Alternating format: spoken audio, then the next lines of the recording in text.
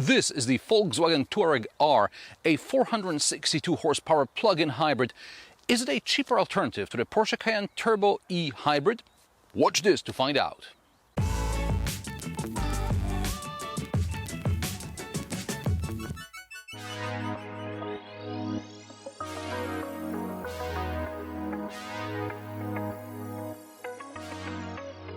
In 2018, Volkswagen launched the third-generation Touareg. With a 286 horsepower diesel engine, the car accelerated from 0 to 100 km per hour in a respectable 6.1 seconds. It weighed just over 2 tons, and thanks to adaptive suspension with active stabilisation and four-wheel steering, it felt agile even on twisty mountain roads. We're talking about a 4.9-meter long SUV.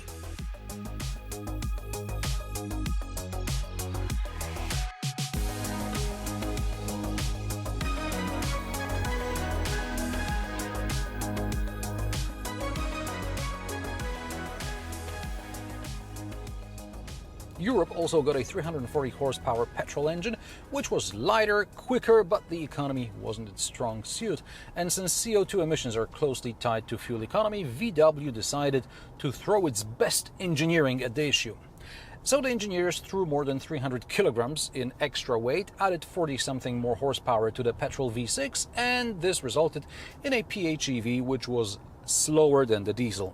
But at least on the monitor, because we shouldn't waste paper printing stuff out these days, it used less than 3 liters per 100 kilometers. But how can a 381 horsepower PHEV be slower than a 286 horsepower diesel? Es ist nicht recht! And so VW made the Touareg R PHEV with total system output of 462 horsepower and 0 to 100 kilometers per hour time of 5.1 seconds. I barely managed to confirm this result in sport mode. 80 to 120 km per hour takes just above 3 seconds. But the numbers tell only part of the story, as from behind the wheel, the car doesn't feel very quick.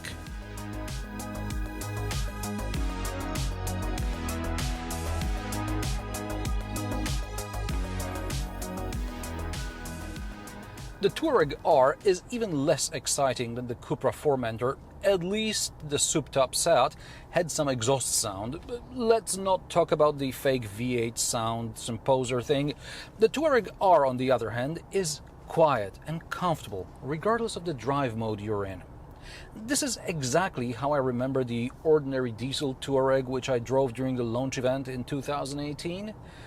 There was torque, there was stability, but it felt exactly the same whether you were in normal or sport mode. Let's face it, it's all a matter of programming a car so that it slots exactly in the place it has to in the group. So Audi has the Q7, Porsche has the Cayenne. Both can be had with identical hybrid powertrain, but in case of the Audi it's the more powerful version, and in case of the Porsche it's the entry-level hybrid.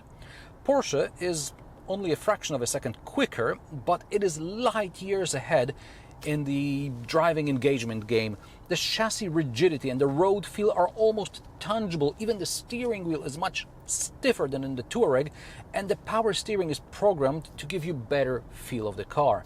And the Q7, well, it's a 7-seater, making it the Skoda Kodiaq between the Touareg and the Cayenne, I guess. And what about the hybrid powertrain? Under the boot floor is an 18 kWh traction battery, out of which around 14 kWh is usable. VW says the power consumption is about 24 kWh per 100 km, which translates into almost 50 km of electric range. In optimum conditions, this is realistic. The Touareg R can drive in electric, hybrid or battery charge mode. The latter allows you to set a desired charge level, which the car will maintain. For example, I leave my home with fully charged batteries and use electric power only to get to the motorway. On the motorway, I can set a charge level, which the car will maintain, and then as I leave the motorway and go into the city center, I start using electricity again. At my destination, I can either use a power outlet to recharge, or hopefully I have enough charge in the batteries to get out on the motorway in EV mode, maybe recharge slightly on the way back home, and then charge it full overnight. I can drive with speeds up to 135 km per hour on pure electric, but that's not a good idea as the car uses more energy. Like in the hybrid Porsche Cayenne, also here the petrol engine sometimes kicks in, even in electric mode, to keep the right temperature and lubrication, just in case you suddenly need to give it the welly. Charging from a regular 230-volt home socket takes about 8 hours, but the Touareg R takes up to 7.2 kilowatts, so from a Type 2 socket it will charge in 2.5 hours. That's important because, for example, the hybrid BMW X5 only takes up to 3.7 kilowatts, and that means very few owners will have time to recharge outside of home. Back to the Touareg, should you wish to charge it on the go, it regains about 1 kilometer range for every 2-3 kilometers driven. It's not the most efficient way to recharge, but it may be a good idea if you expect a lot of congestion once you get off the motorway. With the traction battery depleted, the Touareg R uses about 8 to 10 liters per 100 kilometers outside the city. In the city, it depends on the traffic and opportunity to recoup energy by the hybrid system. My biggest problem with the hybrid Touareg are the brakes. It's not that they are ineffective. When the collision mitigating system kicked in, the Touareg stopped dead in its tracks. It's the region braking problem that many hybrid cars have. As I press the brake, I suspect the car first uses regenerative braking and only then the real brakes come on. Therefore, I find the brake feel very vague. During the 2018 Touareg launch event, I was impressed with the semi-autonomous capability of this car. Today, it's not unusual for a car to not only keep set speed, distance from the car in front, and to stay in its lane, but also to slow down or accelerate, depending on the traffic signs. It's very convenient. This test example doesn't have the optional remote parking function, but from what I can tell, it's very easy to pair with the mobile app.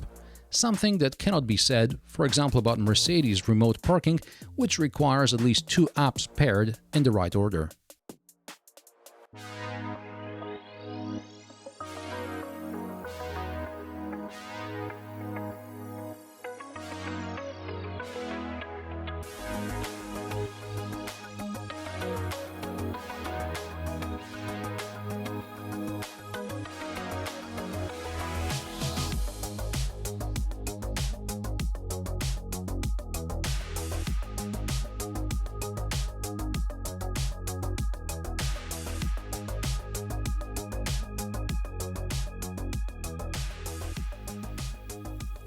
Parking is easy thanks to a 360 camera with a POV functionality.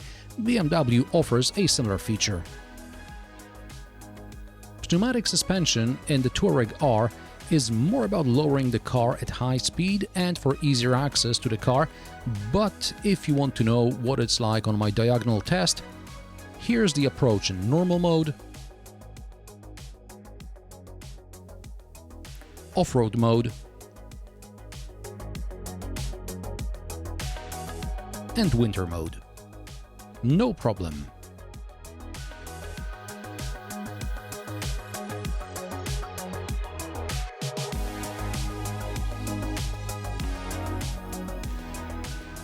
The VW Touareg, regardless of the engine variant, is a very comfortable car. The seats are so wide, I actually had to tighten bolster support to stop sliding about in the corners. Now, the driver and the passenger each get 8 different massage functions.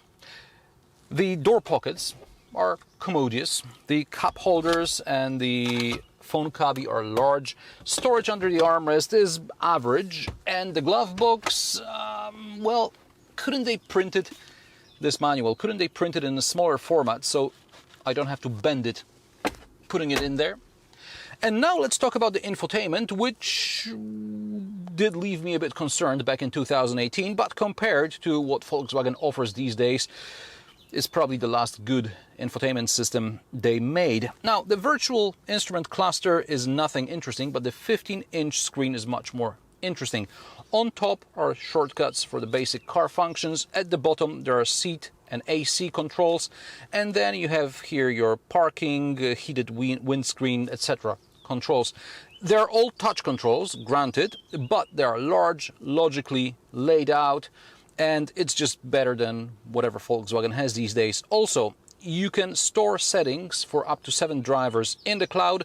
Unfortunately, in this press car, the internet connectivity is not been activated, so I can't show you this really cool, large map that you would get satellite view, and it would be also displayed here.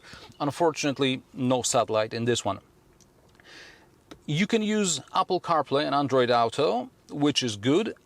Unfortunately, directions from your Google Maps won't be displayed neither on the virtual instrument cluster nor on the HUD, which is a shame because as you go along, you're rather more likely to use Apple CarPlay and Android Auto than your OEM sat-nav map. There is good legroom and headroom in the back. The seat splits 40-60 and slides. The middle part of the backrest folds.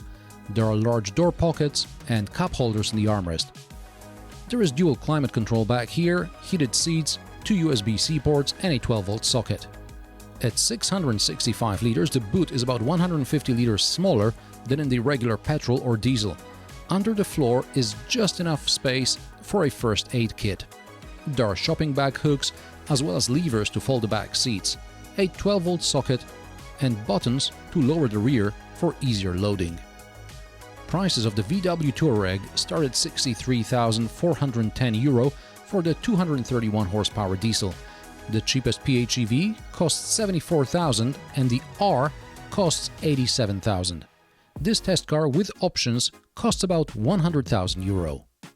The Volkswagen Touareg is a comfortable family SUV. Regardless of the engine variant, it's no Cayenne. It's set up for comfort, not performance. Unless you live somewhere where diesels are frowned upon, the 286 horsepower V6 is probably the sweet spot, but if you need to go PHEV, the entry model is what you want. The R is not worth almost 15 grand extra. And how do you like the Volkswagen Touareg? Let me know in the comment section below. If you like my sarcastic, down-to-earth and possibly mildly amusing car reviews, join me every Friday at 3 p.m. Central European Time.